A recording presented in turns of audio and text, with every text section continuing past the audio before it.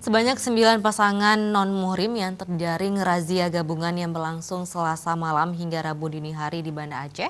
Dalam razia tersebut, petugas berhasil menjaring sebanyak 9 pasangan mesum dari sejumlah kamar di salah satu wisma di kawasan Nesu, Banda Aceh.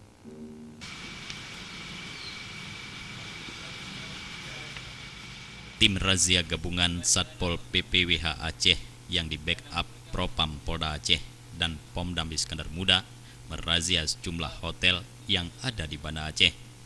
Pasukan yang bergerak sejak pukul 21.30 WIB melakukan penyisiran mulai dari Hotel Siwah Penayung, Fosca Lampaseh, dan Grand Arabia serta Rasamala Indah Stui dan Hotel Imperium Simpang Dodi.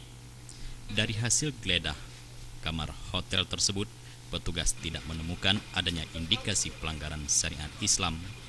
Selanjutnya petugas bergerak ke salah satu wisma di kawasan Nesu Aceh, Banda Aceh.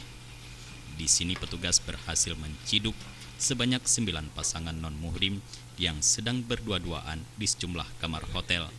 Bahkan petugas mendapati pasangan muda-mudi dalam kondisi tanpa busana. Kesembilan pasangan mesum tersebut selanjutnya digelendang petugas dengan menggunakan mobil patroli ke markas Satpol PP dan WH Provinsi Aceh.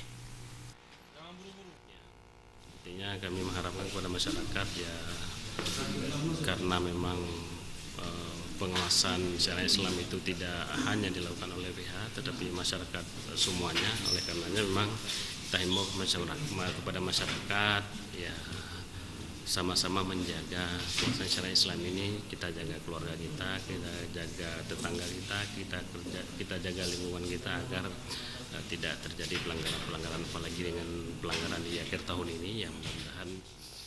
Selain mengamankan sebanyak 18 orang tersangka, petugas Satpol PP dan WH Aceh juga menyita sejumlah barang bukti pelanggaran berupa pakaian dalam, HP, dan sejumlah minuman keras.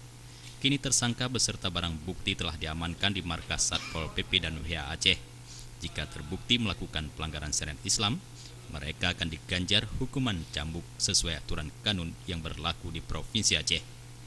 Tim Liputan Aceh TV.